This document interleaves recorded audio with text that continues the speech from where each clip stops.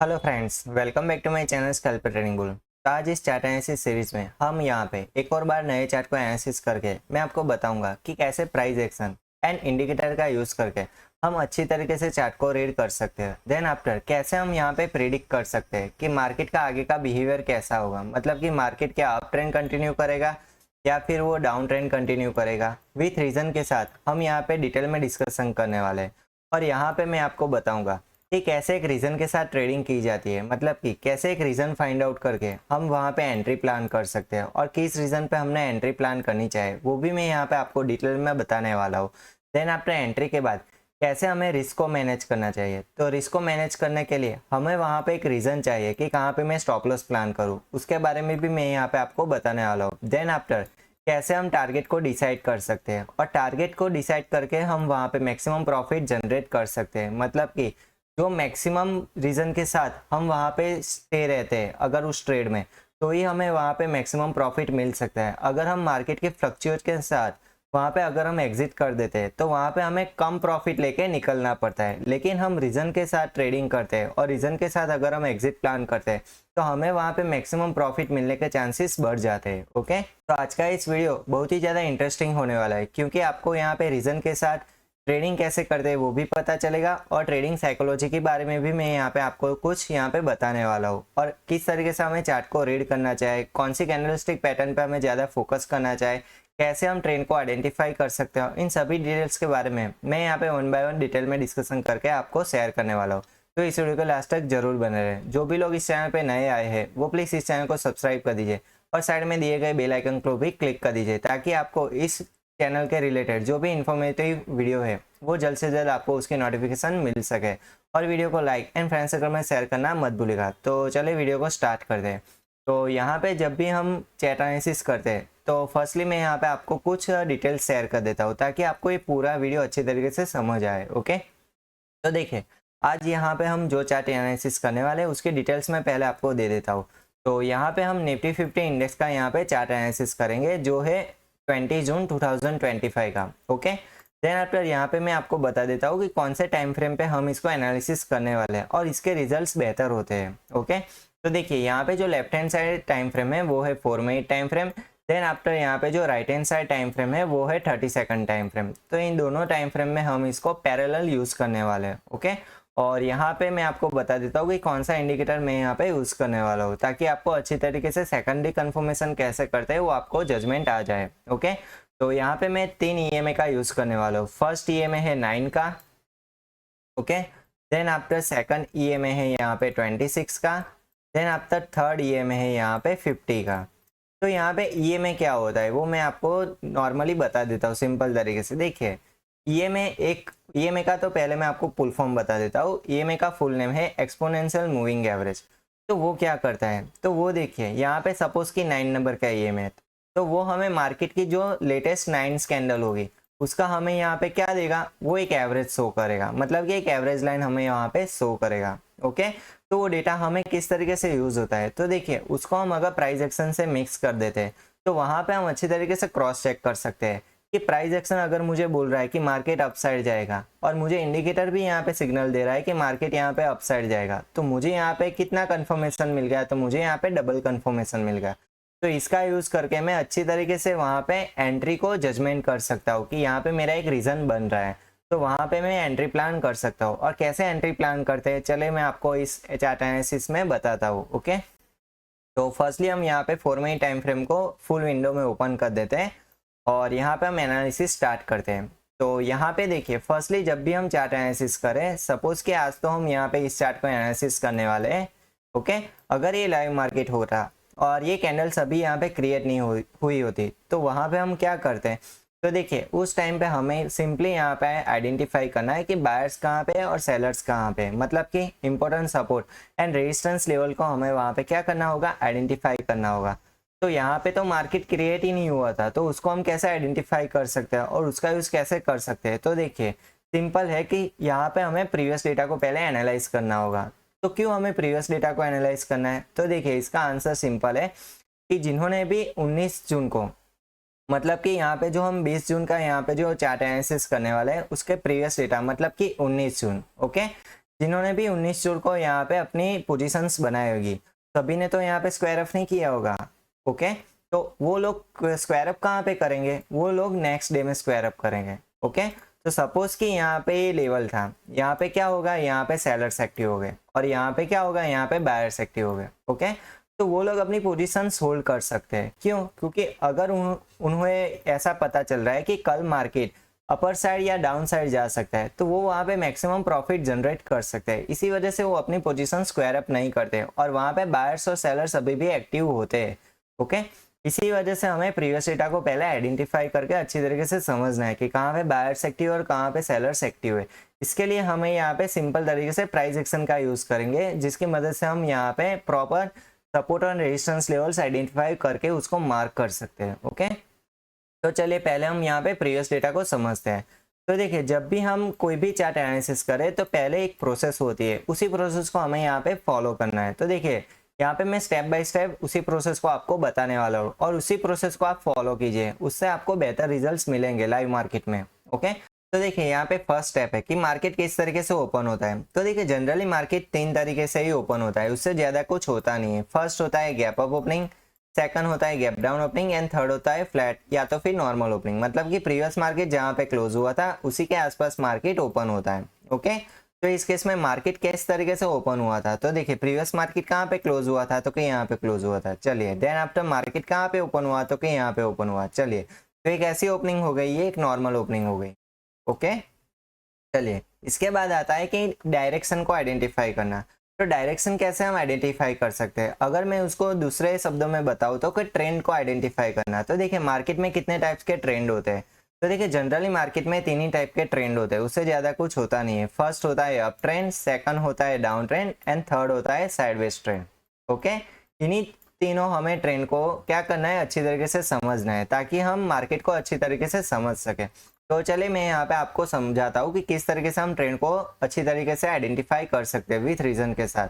तो यहाँ पे मैं एक एग्जांपल लेता हूँ। सपोज कि यहाँ पे मार्केट स्टार्ट होने वाला था। चलिए, मार्केट फिर कहाँ पे गया, तो क्या ऊपर साइड गया। चलिए, तो फिर मार्केट ने ये क्या लगाया, एक हाई लगाया। मार्केट स्टार्ट यहीं से हुआ था। ओके, एक हाई हुआ। चलिए, इसके बाद मार्केट रिट्रेसमेंट कहाँ पे लेता है, उस पर डिपेंड करता है कि मार्केट में ट्रेंड कौन सा चल रहा है। ओके, तो देखिए सपोज कि मार्केट इस हाई एंड स्टार्टिंग पॉइंट के बीच में अगर वो कहीं पर भी सपोर्ट लेता है तो वो क्या हो जाएगा, एक रिट्रेसमेंट पॉइंट हो जाएगा। ओके, तो सपोज कि मार्केट यहाँ पे हाई लगाते हुए थोड़ा सा अगर यहाँ पे गिरता है तो ये क्या हो जाएगा, ये एक रिट्रेसमेंट पॉइंट हो जाएगा। तो यहाँ पे हमें क्या मिल गया, एक रिट्रेसमेंट पॉइंट मिल गया। तो इसको हमें क्या करना है, मार्क कर देना है। ये क्या हो गया, एक लो हो गया। ओके, इसके बाद इंपॉर्टेंट आता है कि कंफर्मेशन करना। तो देखिए, अगर इस हाई के ऊपर मार्केट ऊपर साइड जाता है तो वो क्या हो जाएगा, एक नया हायर हाई बन जाएगा। तो जनरली ये कौन सा पैटर्न है, ये एक अप ट्रेंड का पैटर्न है। देखिए, मार्केट हाई देन आफ्टर लो, हाई के ऊपर एक नया हायर हाई देन आफ्टर लो के ऊपर एक नया लोअर हाई। इस तरीके से अप ट्रेंड कंटिन्यू होता है। तो यहाँ से मुझे पता चल गया कि मार्केट यहाँ पे अप ट्रेंड कंटिन्यू कर सकता है। तो उसका कंफर्मेशन मुझे फाइनली कहाँ पे मिला, क्योंकि इस हायर हाई पॉइंट से मिला। कैसे पता चला, तो प्रीवियस जो हाई था उसको उसने ब्रेक कर दिया था, इसी वजह से मुझे यहाँ पे पता चला। तो अब वहां पे मुझे क्या करना है, तो मुझे यहाँ पे सिंपल एक एंगल आइडेंटिफाई करना है, मतलब कि एक ट्रेंड लाइन को मुझे यहाँ पे मार्क करना है ताकि मैं समझ सकूं कि मार्केट किस एंगल पे आगे बढ़ रहा है। तो देखिए, मैं यहाँ पे starting point and lower point को मैं यहाँ पे क्या करूंगा, मार्क कर दूंगा। तो सिंपल मैं यहाँ पे इन दोनों को कनेक्ट करके एक लाइन यहाँ पे मार्क कर दूंगा, तो जिससे मुझे यहाँ पे एक ट्रेंड लाइन मिल जाएगी। तो ट्रेंड लाइन मुझे किस तरीके से इंफॉर्मेशन देगी, तो देखिए, जब तक प्राइस इस ट्रेंड लाइन के ऊपर है वहां तक मुझे पता चलेगा कि मार्केट अप ट्रेंड में कंटिन्यू है, और जब जब प्राइस ट्रेंड लाइन के पास आएगी तो मुझे यहाँ पे पता चलेगा कि यहाँ पे बायर्स एक्टिव हो जाएंगे और एक अपॉर्चुनिटी यहाँ पे मुझे मिल सकती है। तो यहाँ से मैं अप ट्रेंड का व्यू ले सकता हूँ। ओके, देन आफ्टर जब प्राइस इस ट्रेंड लाइन को ब्रेक करके नीचे की साइड जाएगी तो वहां पे मुझे यहाँ पे स्टॉप हो जाना था। क्यों, क्योंकि यहाँ पे अप ट्रेंड अब खत्म हो चुका है, अब मार्केट यहाँ पे नया ट्रेंड स्टार्ट कर सकता है। ओके, तो इस तरीके से हम अप ट्रेंड को आइडेंटिफाई कर सकते हैं। और इसका सिंपल ऑपोजिट होता है डाउन ट्रेंड में। तो डाउन ट्रेंड में सिंपल हमें उसी तरीके से समझना है, लेकिन ट्रेंड लाइन के नीचे प्राइस होती है। ओके, अप ट्रेंड में क्या होता है, ट्रेंड लाइन के ऊपर प्राइस चलती है, लेकिन डाउन ट्रेंड में क्या होता है, ट्रेंड लाइन के नीचे प्राइस चलती है। अंडरस्टैंड, प्रोसेस सेम ही है लेकिन ऑपोजिट डायरेक्शन में है। तो मैं इसको इसके ज़्यादा यहाँ पे मैं डिटेल्स में नहीं जाता। ओके, अब नेक्स्ट बात करते हैं साइडवेज मार्केट। तो साइडवेज मार्केट क्या होता है? तो देखिए सिंपली अगर मार्केट किसी एक लेवल पे मिनिमम 2 टाइम्स अगर रिस्पॉन्स देता है, सपोज कि एक मार्केट ने यहाँ पे फर्स्ट टाइम क्या किया, एक रेजिस्टेंस फेस किया, फिर मार्केट यहाँ पे नीचे की ओर आया, फिर मार्केट यहाँ पे फर्स्ट टाइम एक सपोर्ट लेता है, चलिए यहाँ तक तो ठीक है, फिर मार्केट यहाँ पे अपर साइड जाता है। तो इस केस में क्या हो जाएगा कि प्रीवियस मार्केट ने यहाँ पे जो रेजिस्टेंस लिया था तो उस लेवल पे यहाँ पे चांसेस ज़्यादा है कि मार्केट यहाँ पे और एक बार यहाँ पे रेजिस्टेंस ले सकता है। अगर मार्केट ने यहाँ पे रेजिस्टेंस ले लिया तो ये कंफर्म हो गया कि एक स्ट्रॉन्ग रेजिस्टेंस बन गया। ओके, और यहाँ पे एक्टिवली सेलर्स अभी भी यहाँ पे पोजीशंस बना के बैठे हुए हैं। चलिए इसके बाद मार्केट नीचे की ओर आता है, नीचे की ओर आता है, फिर मार्केट अगर जो प्रीवियस सपोर्ट लिया था उस पर ही अगर फिर एक बार यहाँ पे सपोर्ट बनाता है तो वहां पे मुझे यहाँ पे कंफर्म मिल गया कि यहाँ पे बॉटम साइड भी एक स्ट्रॉन्ग सपोर्ट लेवल है। तो प्राइस अगर इन दोनों के बीच में चल रही है या तो फिर इन दोनों के बीच में फंस गई है तो वो क्या हो गया, एक साइडवेज रेंज हो गया। और इसका सॉल्यूशन क्या है? तो देखिए साइडवेज रेंज में कभी भी हमें स्कैल्पिंग करनी नहीं चाहिए क्योंकि वहां पे हमें मैक्सिमम लॉस होने के चांसेस ज़्यादा होते हैं। तो वहां पे सॉल्यूशन क्या है? तो देखिए इस प्रॉब्लम का सॉल्यूशन सिर्फ यही है कि हमें वहां पे पेशेंस रख के वेट करना है कि कहाँ पे रेजिस्टेंस ब्रेकआउट हो विथ रीजन के साथ या तो फिर कहाँ पे सपोर्ट ब्रेकआउट हो विथ रीजन के साथ, तो ही हम आगे पता लगा सकते हैं कि कहाँ पे मार्केट अब जा सकता है। ओके, तो अब आपको पता चल गया कि कैसे ट्रेंड को आइडेंटिफाई करते हैं। चलिए अब मैं आपको बताता हूँ कि कैसे सपोर्ट और रेजिस्टेंस मार्क करते हैं। तो देखिए मार्केट जहाँ से स्टार्ट हुआ था, फिर मार्केट अगर यहाँ पे अप ट्रेंड के लिए कंटिन्यू हुआ था, चलिए, और यहाँ पे एक ट्रेंड लाइन थी, आप ऐसा यहाँ पे समझ लीजिए, और यहाँ पे इस ट्रेंड लाइन का क्या हो गया, यहाँ पे ब्रेकडाउन हो गया। ओके, तो ये कौन सा पॉइंट था? ये एक पीक पॉइंट था जहाँ से सेलर्स ज्यादा एक्टिव हो गए। समझिए कि यहाँ पे जितने बायर्स थे उससे ज्यादा यहाँ पे सेलर्स बढ़ने चाहिए। ओके, मैथमेटिकली क्या होता है कि यहाँ पे जितने बायर्स है उससे ज्यादा यहाँ पे अगर सेलर्स बढ़ जाते हैं तो ही तो मार्केट नीचे की ओर गिरेगा। ओके, और उसी से तो यहाँ पे इस ट्रेंड लाइन का ब्रेकडाउन होकर यहाँ पे एक नया ट्रेंड स्टार्ट हो सकता है। ओके, तो ये जो पिक पॉइंट हो गया वो क्या हो गया, वो एक रेजिस्टेंस बन गया। क्यों रेजिस्टेंस बन गया? क्योंकि वहां पे सेलर्स ज्यादा एक्टिव हो गए थे इसी वजह से। ओके, और यहाँ पे जो स्टार्टिंग पॉइंट था वो हमें क्या यहाँ पे सिग्नल देता है कि यहाँ पे बायर्स एक्टिव हो गए थे, यहाँ पे मैक्सिमम बायर्स एक्टिव हो गए थे, इसी वजह से तो मार्केट अपर साइड गया था। ओके, तो ये क्या बन गया, एक स्ट्रॉन्ग सपोर्ट लेवल बन गया। तो इसी तरीके से हम सपोर्ट एंड रेजिस्टेंस लेवल्स को आइडेंटिफाई कर सकते हैं। तो चलिए मैं यहाँ पे आपको चार्ट पे बताता हूँ कि प्रैक्टिकली हम कैसे इसको मार्क कर सकते हैं। ओके, तो देखिए यहाँ पे मुझे सिंपल देखना है कि मार्केट किस डायरेक्शन में जा रहा था। तो देखिए मार्केट ने फर्स्ट कैंडल कौन सी बनाई, तो यहाँ पे बियरी सिंगल फिंग कैंडल यहाँ पे बनाई, बिग बार कैंडल यहाँ पे बनाई। ओके, देन आफ्टर यहाँ पे एक सेकंड बिग बार कैंडल यहाँ पे मार्केट ने बनाई। चलिए ये अब इक्वल हो गया, जितना मार्केट नीचे गया उतना ही मार्केट अपर साइड गया। ओके, तो इन दोनों कैंडल का यहाँ पे कोई मतलब नहीं था। चलिए इसके बाद मार्केट देखिए यहाँ पे एक हाई लगाता है, हाई लगाने के बाद मार्केट यहाँ पे थोड़ा सा गिरता है, देन आफ्टर क्या इसके ऊपर एक नया हाई बना, द आंसर इज नो। तो इसका मतलब क्या है कि मार्केट यहाँ पे वीक है, अप ट्रेंड यहाँ पे कंटिन्यू हो सकता है, इसके चांसेस यहाँ पे क्या है, कम है रीजन के साथ। ओके, तो मार्केट ने फिर क्या किया, यहाँ पे जैसे ही रिट्रेसमेंट लिया फिर मार्केट ने यहाँ पे एक हाई बनाया, लेकिन इसके ऊपर नहीं बनाया, फिर मार्केट यहाँ पे लो बनाता है। तो इसका मीनिंग क्या हो गया कि यहाँ पे डाउन ट्रेंड कंटिन्यू हो सकता है, यहाँ पे अप ट्रेंड कंटिन्यू नहीं हो रहा है। ओके, तो ऐसे हम प्राइस एक्शन से समझ सकते हैं कि डायरेक्शन कौन सा है। तो चलिए यहाँ पे अब हमें क्या करना है, जो प्रीवियस यहाँ पे सिंगल डायरेक्शन का यहाँ पे जो ट्रेंड था वो सिंपल यहाँ पे हमें दिख रहा है कि विदाउट रिट्रेसमेंट यहाँ पे हमें अप ट्रेंड देखने को मिला था।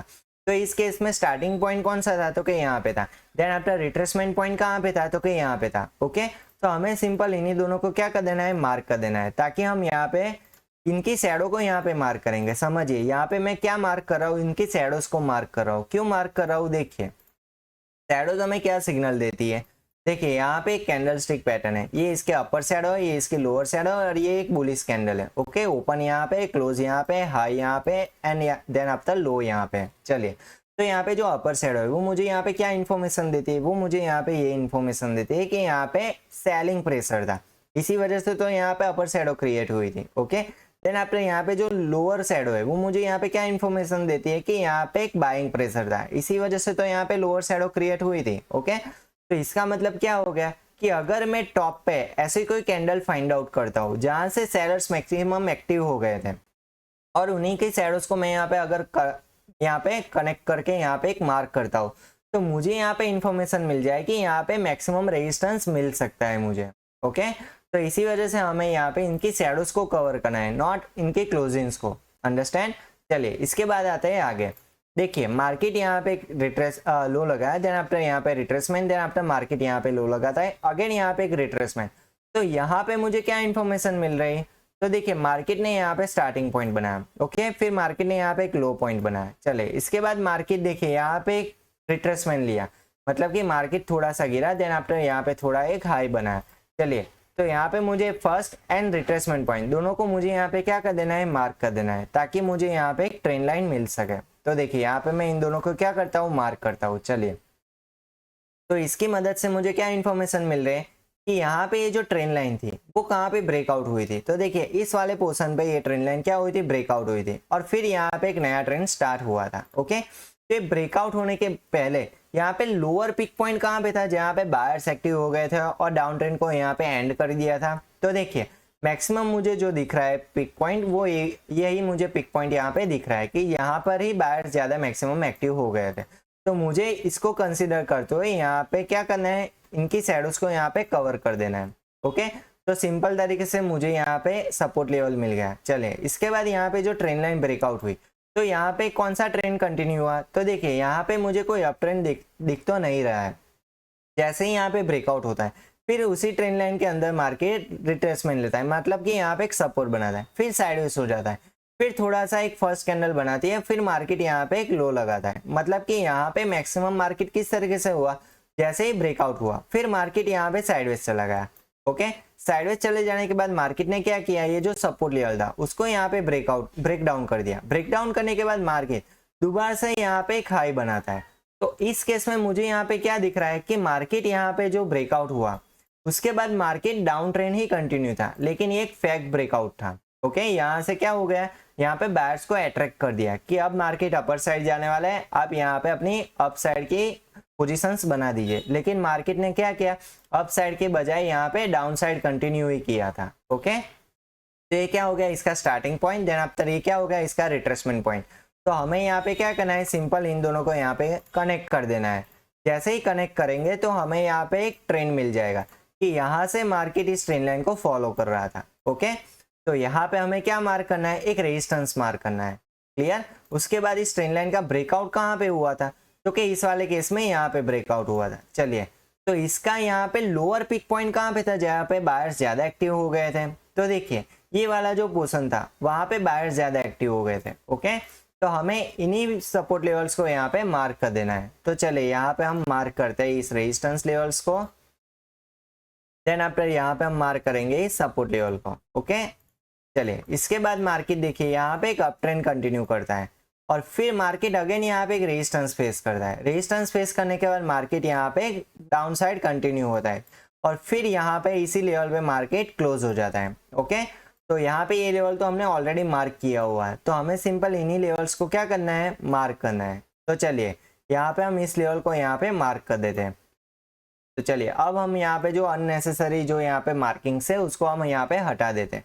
तो हमें प्रीवियस डेटा के अकॉर्डिंग कितने लेवल्स मिल गए? तो देखिए यहाँ पे एक रेजिस्टेंस लेवल मिल गया, देन आफ्टर यहाँ पे अगेन एक resistance support support, then after यहाँ पे सपोर्ट। तो टोटल हमें यहाँ पे 6 लेवल्स यहाँ पे हमने आइडेंटिफाई कर दिए। तो चलिए अब मैं आपको बताता हूँ कि इसका प्रैक्टिकल यूज कैसे किया जाता है। तो देखिए प्रीवियस डेटा के अकॉर्डिंग हमने यहाँ पे बायर्स एंड सेलर्स की पोजीशंस को आइडेंटिफाई तो कर दिया, लेकिन अब यहाँ पे मुद्दे की बात आती है कि इसका प्रैक्टिकली हमें यूज कैसे करना है। तो चलिए अब हम यहाँ पे करंट चार्ट पे इसका एक्चुअल एनालिसिस स्टार्ट करते हैं। तो अब हम आएंगे यहाँ पे दोबारा से 20 जून 2025 के चार्ट पे, और वहां पे हम सिंपल उसी प्रोसेस को दोबारा से फॉलो करेंगे जो हमने प्रीवियस डेटा के अकॉर्डिंग हमने यहाँ पे जो एनालिसिस किया था। तो फर्स्टली हमें यहाँ पे चेक करना है कि मार्केट किस तरीके से ओपन होता है। तो देखिए मार्केट प्रीवियस कहाँ पे क्लोज हुआ था? तो कि यहाँ पे क्लोज हुआ था। चलिए देन आफ्टर मार्केट कहाँ पे ओपन हुआ? तो कि यहाँ पे ओपन हुआ। तो एक ऐसी ओपनिंग हो गई, ये एक नॉर्मल ओपनिंग हो गई, यहाँ पे कोई मेजर गैप अप ओपनिंग मुझे देखने को नहीं मिल रही है। चलिए इसके बाद आता है मुद्दे की बात। तो देखिए यहाँ पे फर्स्ट कैंडल कौन सी बनाती है? तो यहाँ पे फर्स्ट कैंडल मुझे यहाँ पे एक बिग बार कैंडल शो हो रही है, वो है बुलिश कैंडल। चले, तो ये जो कैंडल यहाँ पे फॉर्म हुई उसने कितने लेवल्स को ब्रेक कर दिया था वो आप यहाँ पे देखिए। जो प्रीवियस डेटा के अकॉर्डिंग जो यहाँ पे सेलर्स एक्टिव थे उसके अकॉर्डिंग मार्केट तो यहाँ पे ओपन हुआ, ओके। देन आफ्टर यहाँ पे सेलर्स थे, यहाँ पे सेलर्स थे, देन आफ्टर यहाँ पे सेलर्स थे। तो फर्स्ट कैंडल ने ही तीनों लेवल्स को यहाँ पे ब्रेकआउट कर दिया, ओके। तो इससे क्या इन्फॉर्मेशन मिल रही है? तो इससे ये इन्फॉर्मेशन मिल रही है कि यहाँ पे बायर्स ज्यादा एक्टिवली है, सेलर से ज्यादा यहाँ पे बायर्स ज्यादा एक्टिव हो रहे हैं। इसी वजह से यहाँ पे बैक टू बैक तीनों लेवल्स को यहाँ पे मार्केट ने ब्रेकआउट कर दिया जैसे ही मार्केट ओपन होती है उसके फर्स्ट कैंडल के साथ ही। उसके बाद मार्केट देखिए स्टेबल कहाँ पे हो रहा है, तो देखिए मार्केट ने सेकंड कैंडल बनाई और फिर दोबारा से उस लेवल के अंदर क्लोज कर रही है, लेकिन फाइनली मार्केट देखिए इस वाले सपोर्ट लेवल के पास सपोर्ट बना रही है। तो देखिए यहाँ पे first, second, third, fourth, fifth, तो यहाँ पे फिफ्थ कैंडल एक ही लेवल पे बन रही है, ओके। तो यहाँ पे जो सपोर्ट लेवल मैंने जो मार्क किया था उसी लेवल पे मार्केट मल्टीपल टाइम सपोर्ट ले रहा है और यहाँ पे कैंडल स्टिक पैटर्न कौन सी बन रही है। तो चलिए अब हम यहाँ पे बात करेंगे प्राइस एक्शन पे। तो यहाँ पे मैं आपको सिंपल बताता हूँ कि कौन सी कैंडल स्टिक पैटर्न पे हमें मैक्सिमम फोकस करना है। तो देखिए यहाँ पे up trend and down trend के लिए दोनों के लिए मैं यहाँ पे आपको कैंडल स्टिक पैटर्न बताने वाला हूँ। तो अप ट्रेंड में हमें फोकस करना है hammer candle stick pattern and dragon fly doji, और डाउन ट्रेंड के लिए हमें यहाँ पे फोकस करना है shooting star and gravestone doji. इन्हीं चारों कैंडल्स पे हमें मैक्सिमम फोकस बना के रखना है। चलिए इसके बाद आता है एक पीपीएफ मॉडल। तो यहाँ पे हमें सिंपल बुलिश या बियरिश पीपीएफ मॉडल पर भी फोकस करना है, ओके। जिनको भी पीपीएफ मॉडल के बारे में पता नहीं है तो वो मेरी पुरानी वीडियोस देख लीजिए, वहां पे मैंने डिटेल्स में इंफॉर्मेशन शेयर की हुई है, ओके। तो चलिए अब बात करते हैं मुद्दे की कि यहाँ पे हमें लोकेशन इंपॉर्टेंट है। समझिए कोई भी कैंडलस्टिक पैटर्न बनती है लेकिन वो प्रॉपर लोकेशन पे बनती है तो ही वो हमारे काम की है, अदरवाइज वो काम की नहीं है। तो कौन सा लोकेशन होना चाहिए? तो देखिए या तो फिर वो किसी ट्रेन लाइन पे बननी चाहिए या तो फिर वो किसी लेवल पे बननी चाहिए तो ही वो हमारे काम की है। अदरवाइज अगर वो ट्रेन लाइन के डिस्टेंस में बन रही है या तो फिर किसी लेवल के डिस्टेंस में बन रही है तो वो हमारे किसी काम की नहीं है, ओके। ये एक रूल है, वो आपको यहाँ पे याद रखना है। चलिए अब बात करते हैं, यहाँ पे आते हैं कि कौन सी कैंडलस्टिक पैटर्न यहाँ पे बन रही है। तो अगर आप यहाँ पे मार्क करोगे तो आपको पता चलेगा कि यहाँ पे एक हैमर कैंडलस्टिक पैटर्न बन रही है। कहाँ पे बन रही है? इसका लोकेशन क्या है कि ये जो सपोर्ट लेवल था प्रीवियस डेटा के अकॉर्डिंग उसी के आसपास यहाँ पे एक हैमर कैंडलस्टिक पैटर्न बन रही है। चलिए यहाँ पे मुझे कंफर्मेशन मिल रहा है तो यहाँ पे मैं क्या करूंगा, फर्स्टली यहाँ पे मैं सेकेंडरी कंफर्मेशन भी यहाँ पे मैं मार्क करूंगा। चलिए तो यहाँ पे 9 EMA कौन सा है? तो कि ये वाला 9 EMA है। देन आफ्टर 26 EMA कौन सा है? तो कि ये वाला 26 EMA। देन आफ्टर ये वाला EMA कौन सा है? ये वाला है 50 नंबर का EMA। चलिए तो यहाँ पे 50 नंबर का EMA कहाँ है? तो कि इसके नीचे है। चलिए ये एक मेरा पॉजिटिव साइन है। उसके ऊपर कौन सा है? तो कि 26 EMA, ये भी एक मेरा पॉजिटिव साइन है। चलिए और फिर 9 EMA कहाँ है? तो कि यहाँ है, और इसी के ऊपर यहाँ पे इसको टच करते हुए हैमर कैंडलस्टिक पैटर्न बन रही है। तो यहाँ पे मुझे इंडिकेटर क्या शो कर रहा है? तो यहाँ पे मुझे इंडिकेटर सिग्नल दे रहा है कि यहाँ पे मार्केट अपसाइड कंटिन्यू कर सकता है, ओके। और देन आफ्टर सेकेंडरी कंफर्मेशन क्या है प्राइस एक्शन का, कि यहाँ पे सपोर्ट लेवल पर ही ये हैमर कैंडलस्टिक पैटर्न बन रही है। चलिए अब बात करते हैं आगे। तो हमें सिंपल यहाँ पे क्या करना है, सिंपल यहाँ पे हैमर कैंडलस्टिक पैटर्न को टारगेट बनाना है, समझिए, और इसी के हाई को हमें यहाँ पे मार्क कर देना है। तो देखिए यहाँ पे मैं मैग्नेट टूल को ऑन करता हूँ और प्रॉपर तरीके से मैं इसको हाई को यहाँ पे क्या करूंगा, मार्क करूंगा, ओके। और यहाँ पे अगर आप देखोगे तो यहाँ पे मैंने दोनों चार्ट्स को क्या कर दिया, लिंक कर दिया है। कौन से चार्ट को? तो कि 4 minute time frame, then after 30 second time frame, दोनों टाइम फ्रेम को मैंने यहाँ पे कनेक्ट कर दिया है। चलिए अब बात करेंगे 30 सेकंड टाइम फ्रेम पे। तो अब हम यहाँ पे 30 सेकंड टाइम फ्रेम ओपन करेंगे।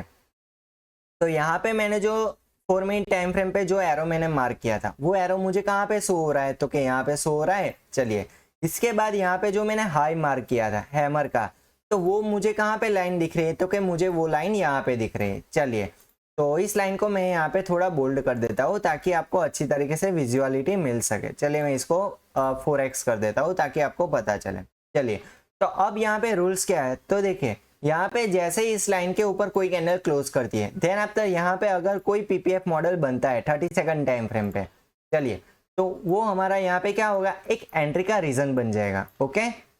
और यहाँ पर हमें इंडिकेटर का भी कंफर्मेशन देना है। पहले तो हमने 4 मिनट टाइम फ्रेम पे कंफर्मेशन लिया और उसी का कंफर्मेशन हमें यहाँ पे 30 सेकंड टाइम फ्रेम पर भी लेना है। प्रोसेस सेम ही है लेकिन टाइम फ्रेम अलग है, ओके।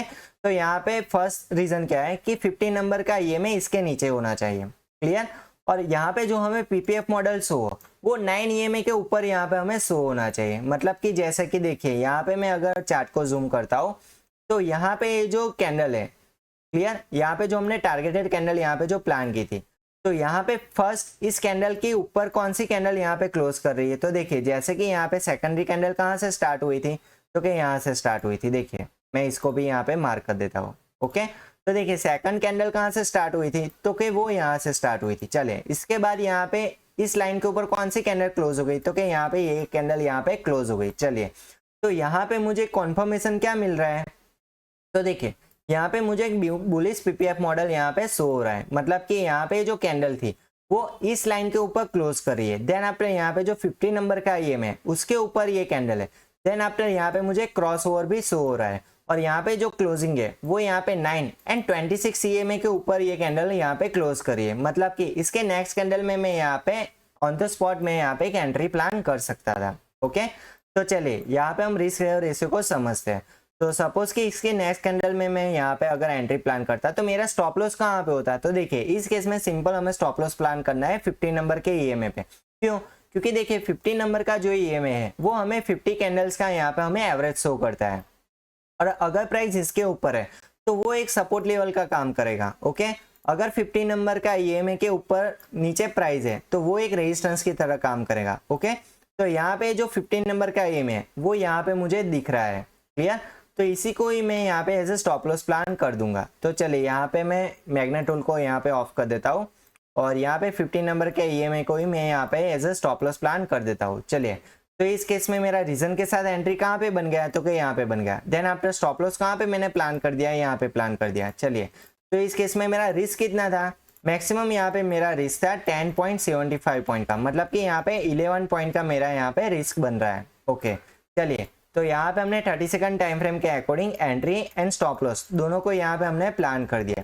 अब बात करते हैं टारगेट के बारे में। तो टारगेट कैसे हम प्लान कर सकते हैं, तो देखिए सिंपल टारगेट के लिए हमें यहाँ पे चूज करना है 4 मिनट टाइम फ्रेम और जहाँ पे 9 ईएमए कट हो ऑन द स्पॉट हम वहाँ पे एग्जिट प्लान कर सकते हैं। ये है फर्स्ट रीजन। सेकंड रीजन क्या है कि जब तक प्राइस इस यहाँ पे ट्रेंड लाइन को फॉलो करे तब तक हम वहाँ पे इसको कंटिन्यू कर सकते हैं। कौन सी ट्रेंड लाइन को, तो देखिए यहाँ पे अगर आप मार्क करोगे तो मार्केट ने यहाँ पे स्टार्टिंग पॉइंट बनाया, देन आफ्टर मार्केट यहाँ पे खाई लगाता है, फिर मार्केट यहाँ पे गिरता है और ये क्या होगा, एक रिट्रेसमेंट पॉइंट हुआ है और यहाँ पे मार्केट एक अप ट्रेंड का व्यू कंफर्मेशन के साथ यहाँ पे मुझे एक हैमर कैंडलस्टिक पैटर्न शो कर रही है। मतलब कि ये क्या हो गया, एक रिट्रेसमेंट पॉइंट हो गया।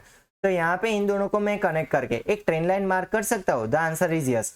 तो जैसे ही मैं अगर यहाँ पे स्टार्टिंग एंड रिट्रेसमेंट पॉइंट के अकॉर्डिंग जैसे ही मैं यहाँ पे एक ट्रेंड लाइन मार्क करूंगा तो मुझे यहाँ पे एक व्यू मिल जाएगा कि मार्केट इस ट्रेंड लाइन को फॉलो कर सकता था। ओके, तो क्या इसी के साथ मैं यहाँ पे कंटिन्यू कर सकता था एंट्री को। The answer is yes.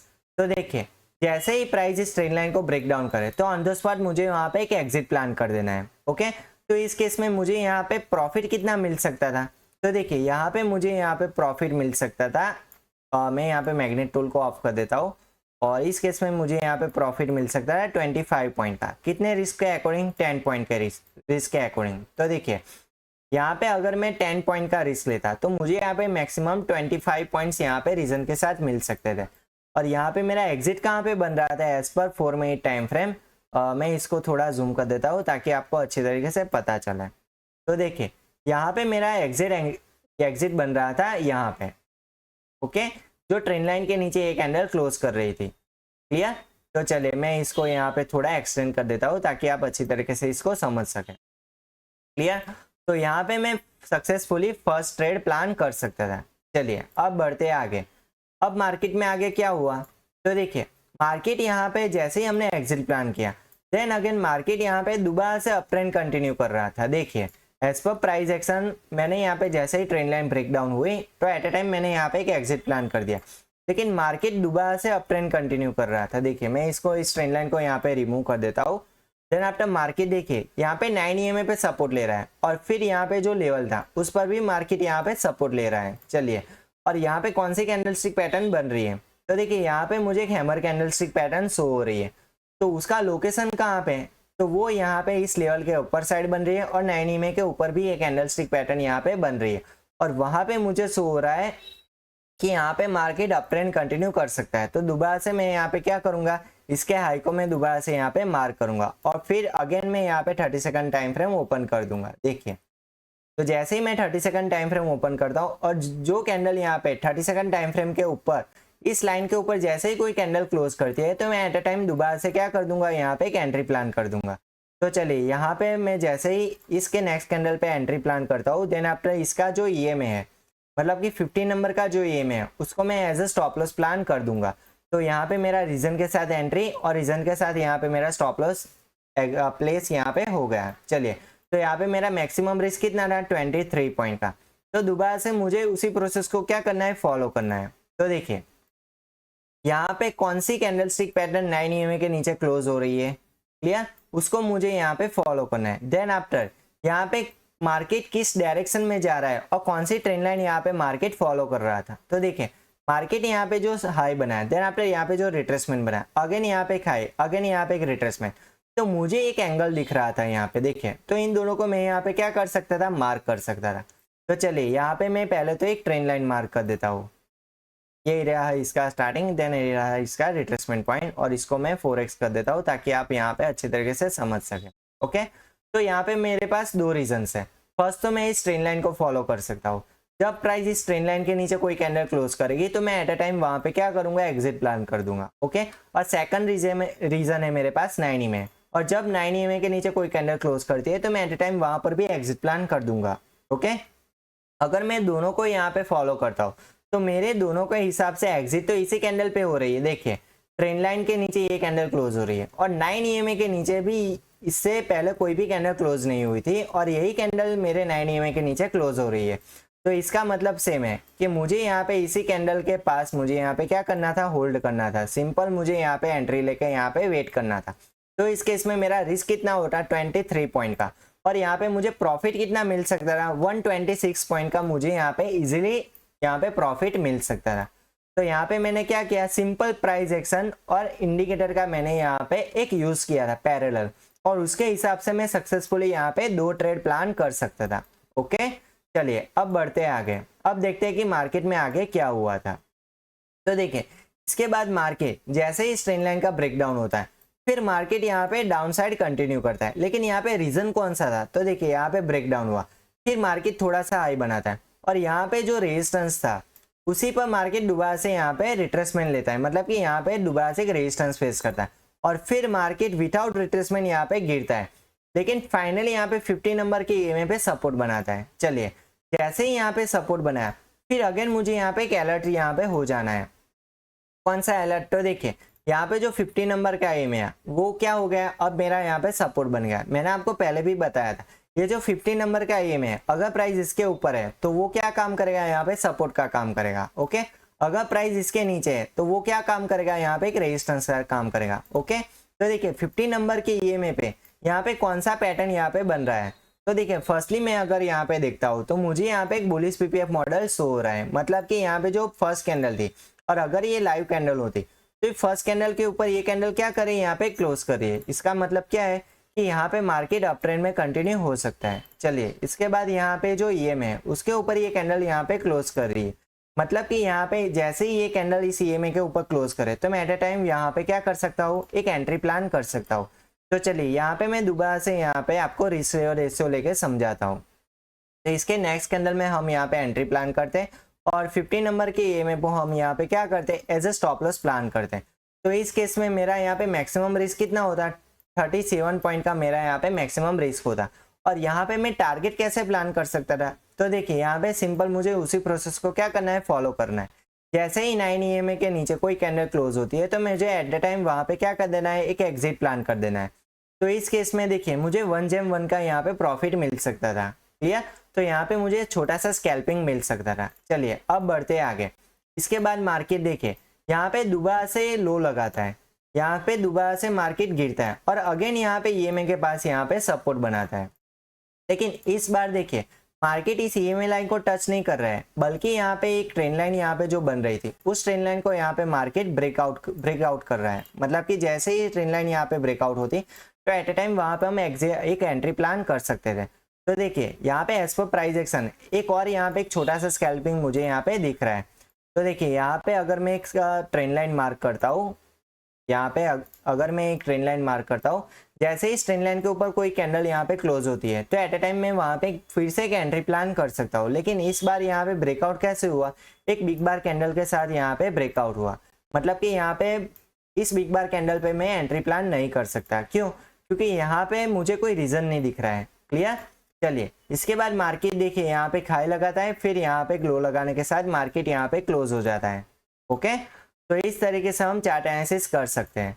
तो आज के इस सेशन में हमने जो 20 जून 2025 का यहाँ पे जो चार्ट एनालिसिस किया, ओके, उसके अकॉर्डिंग हमें कितने यहाँ पे ट्रेड मिल सकते थे, तो टोटल हमें यहाँ पे 3 ट्रेड्स मिल सकते थे। ओके, तो इस तरीके से हम यहाँ पे स्कैल्पिंग कर सकते थे।